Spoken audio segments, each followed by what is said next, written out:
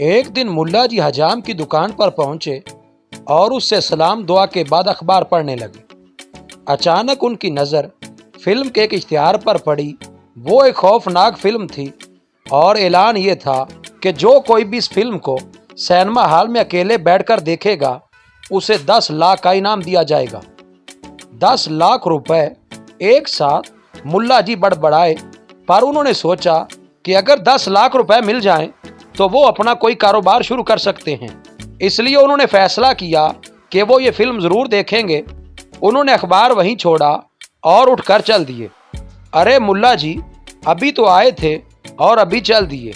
हजाम मुस्कुरा कर उनसे बोला, हाँ यार, बस एक काम याद आ गया है, वो बोले और दुकान से बाहर आकर तेज तेज कदमों से सिनेमा हॉल की तरफ चल दिए।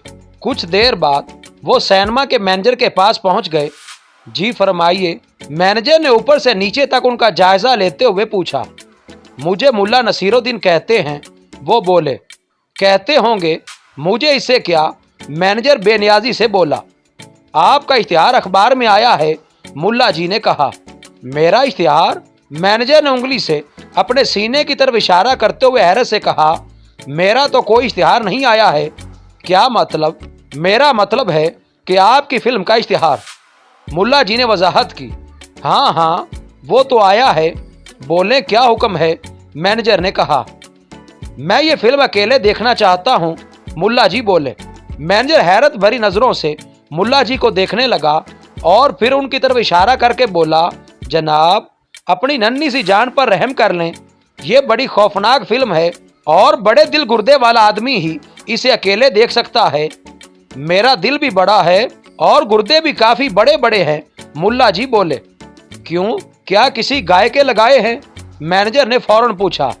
नहीं, हैं तो अपने ही, लेकिन काफ़ी बड़े बड़े हैं, मुल्ला जी ने जवाब दिया। भाई, इस सिलसिले में तो मुझे सिनेमा के मालिक इशफाक साहब से बात करनी पड़ेगी।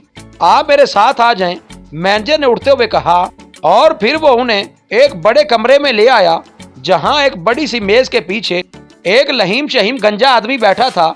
मैनेजर ने मुल्ला जी की तरफ इशारा करते हुए उससे कहा, सर, इन साहब की ख्वाहिश है कि ये अकेले फिल्म देखें। इशफाक साहब ने ऊपर से नीचे तक मुल्ला जी का जायजा लिया और सामने कुर्सी की तरफ इशारा करते हुए बोले, आप तशरीफ रखें। मुल्ला जी बैठ गए और मैनेजर वहां से चला गया। इशफाक साहब ने मुल्ला जी से कहा, जी जनाब, अब फरमाएं, क्या आप वाकई ये फिल्म तन्हा देखना चाहते हैं? जी हाँ, मुल्ला जी ने इस बात में सर हिलाकर जवाब दिया। लेकिन मैं आपको मशवरा दूंगा कि ऐसा ना करें। इशफाक साहब बोले। आखिर क्यों? क्या आप चाहते हैं कि मैं 10 लाख रुपए ना कमाऊं? मुल्ला जी ने तल्खी से कहा। इशफाक साहब को उनके अंदाज पर जरा गुस्सा तो आया, लेकिन वो उसे दबाते हुए बोले, जनाब, दरअसल ये बड़ी खौफनाक फिल्म है और आप जैसा कमजोर आदमी तनहा तो क्या, भरे हुए हाल में भी नहीं देख सकता है। तो क्या आप मुझे कमजोर दिल या बुज़दिल समझ रहे हैं? मुल्ला जी ने तेज लहजे में कहा। मैंने ऐसा तो नहीं कहा, लेकिन आपकी जान देकर कह रहा हूं, आप जैसे सिंगल पसली इंसान के लिए यह फिल्म देखना मुनासिब नहीं है। कहीं ऐसा ना हो कि आप अपने घर वालों को बताए बगैर ही दूसरी दुनिया की तरफ निकल जाएं। इशफाक साहब ने कहा। मुल्ला जी सीना तान कर बोले, जनाब, साफ बताएं कि क्या वाकई आप लोग 10 लाख का इनाम देंगे या सिर्फ फिल्म की मशहूरी के लिए आपने ये शोशा छोड़ा है? अब तो इशफाक साहब को ज्यादा गुस्सा आ गया और बोले, ठीक है जनाब, अगर आपकी जिद है तो फिर आप फिल्म देखने के लिए तैयार हो जाएं। अगर आप जिंदा बच गए तो आपको 10 लाख रुपए दे दिए जाएंगे। आप रात 12 बजे तशरीफ ले आए। आखिरी शो खत्म होगा तो उसके बाद आपका शो शुरू करवा दिया जाएगा। ठीक है, मैं 12 बजे आ जाऊंगा। मुल्ला जी तेजी से उठे और पलट कर दरवाजे तक आ गए। उसे खोलकर उन्होंने गर्दन मोड़ी और इशफाक साहब की तरफ देखकर बोले, देखें जनाब, मैं आऊं तो 10 लाख बचाने का कोई बहाना नहीं बना लेना। आप बेफिक्र रहें। इशफाक साहब हाथ उठाकर बोले, मैंने कह दिया है ना कि अगर आप जिंदा बचे तो आपको 10 लाख का इनाम दे दिया जाएगा। ठीक है। मुल्ला जी अलविदाई नजर में हाथ हिलाया और कमरे से बाहर आकर तेज तेज कदमों से चलने लगे। इत्तेफाक से वहीं उन्हें मैनेजर मिल गया। उसने उनसे पूछा, हाँ जनाब, क्या बात हुई इशफाक साहब से? बात हुई है मैं रात 12 बजे आ रहा हूं, मुल्ला जी ने जवाब दिया। क्या करने? मैनेजर हैरत से बोला। फिल्म देखने, मुल्ला जी ने जवाब दिया और चल पड़े। मैनेजर उन्हें हैरत से देख रहा था और सोच रहा था कि आखिर इशफाक साहब ने इन्हें फिल्म दिखाने की हामी किस तरह भर ली है। रात 12 बजे के करीब मुल्ला जी इशफाक साहब के पास पहुंच गए और बोले, जी जनाब, आप क्या इरादा है? आप अपना इरादा बताएं, इशफाक साहब ने पूछा। मैं तो तैयार हूं, मुल्ला जी बोले। मरने के लिए? इशफाक साहब के मुंह से बेख्तियार निकला। क्या मतलब? मुल्ला जी ने उन्हें नागवार नजरों से देखा। वो जरा संभल कर बोले, मेरा मतलब है कि 10 लाख रुपए कमाने के लिए आप तैयार हैं? हाँ बिल्कुल, इसीलिए तो आया हूं यहाँ, मुल्ला जी ने कहा।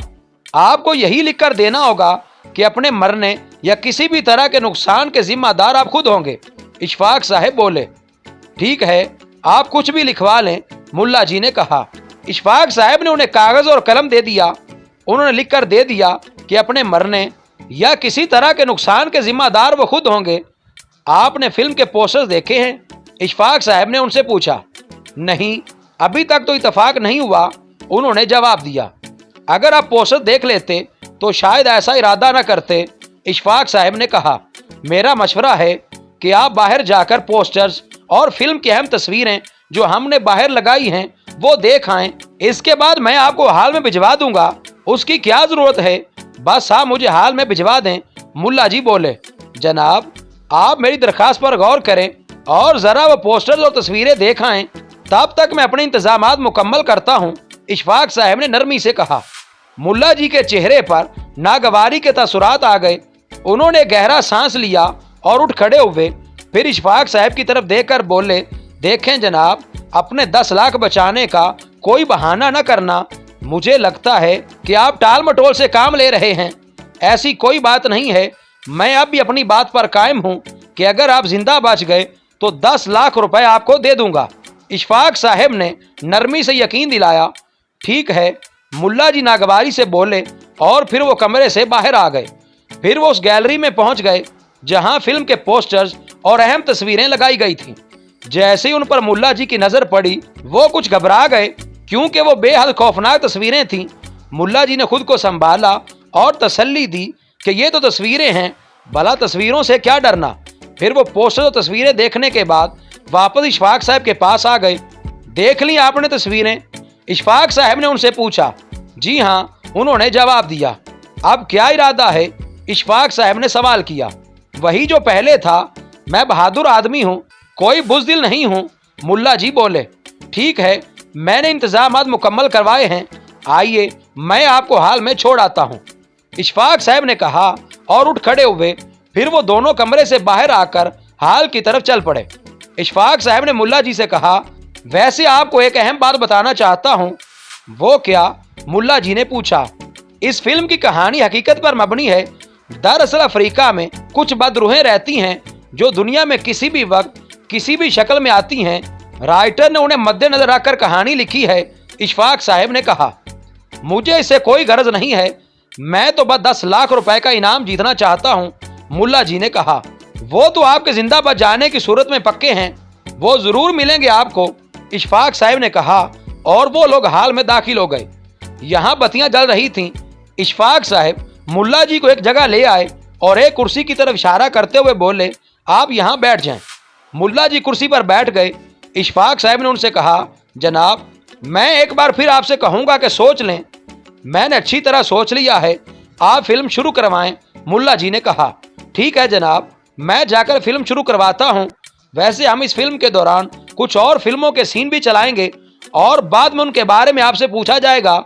ऐसा इसलिए किया जाएगा कि हो सकता है आपने पहले भी ये फिल्म देख ली हो और अब आप आंखें और कान बंद करके बैठ जाएं, इशफाक साहब ने कहा। आप बेफिक्र रहें, वैसे ये फिल्म मैंने पहले नहीं देखी है, मुल्ला जी बोले। अच्छा फिर मैं चलता हूँ। इशफाक साहब वापस चल पड़े और हाल से निकलने के बाद उस कमरे में आ गए जहां से फिल्म दिखाई जानी थी। उनके हुक्म पर हाल के दरवाजे बंद कर दिए गए और बत्तियां भी बुझा दी गई, जिसकी वजह से मुल्ला जी को कुछ घबराहट हुई। जरा ही देर बाद सामने पर्दे पर फिल्म का आगाज हो गया। मुल्ला जी दिल मजबूत करके फिल्म देखने लगे। जरा देर तो कुछ आम लोग दिखाए गए, और इसके बाद अंधेरे का सीन शुरू हो गया, जिसकी वजह से हाल में मुकम्मल अंधेरा छा गया। और फिर अचानक एक खौफनाक बला दिखाई दी और साथ ही स्पीकर के वॉल्यूम पूरी तरह खोल दिए गए। मुल्ला जी तो उछल पड़े, उनका दिल तेजी से धड़कने लगा था।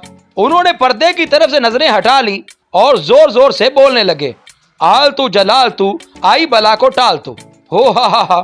स्पीकर में से खौफनाक आवाजें आईं और उस वक्त लाइट चली गई। मुकम्मल खामोशी और अंधेरा छा गया। मुल्ला जी ने दिल ही दिल में शुक्र अदा किया। अब वो बाहर जाने का सोच रहे थे। उन्हें अंदाजा हो गया था कि ये खौफनाक फिल्म वो अकेले नहीं देख सकेंगे। अभी वो उठने का इरादा ही कर रहे थे कि उन्हें अपने बराबर वाली सीट से कुछ आहटें सुनाई दी। उनका दिल तेजी से धड़कने लगा, क्योंकि उन्हें ख्याल आया था कि कहीं वो अफ्रीका वाली बदरूहें तो नहीं आ गई हैं। आहटें एक बार फिर सुनाई दी तो मुल्ला जी ने लरसती आवाज से पूछा, कौन है? जवाब में उन्हें घराट सुनाई दी। मुल्ला जी की हालत खराब हो गई। वो अंधेरे में टटोलते हुए तेजी से दरवाजे की तरफ चल पड़े। उन्हें यकीन हो गया था कि अफ्रीका की बदरूहें आ चुकी हैं। जरा देर बाद वो दरवाजे तक पहुंचने में कामयाब हो गए। उन्होंने उसे खटखटाया तो एक मुलाजिम ने दरवाजा खोल दिया। मुल्ला जी फौरन हाल से बाहर आने लगे। उस वक्त एक कुत्ता हाल में से निकलकर उनके पैरों से लगता हुआ भागा तो मुल्ला जी चीख मार कर उछल पड़े। ये कुत्ता किस वक्त अंदर आकर उस सीट पर बैठ गया था जिसके बराबर वाली सीट पर मुल्ला जी बैठे थे और वही गर्राया था।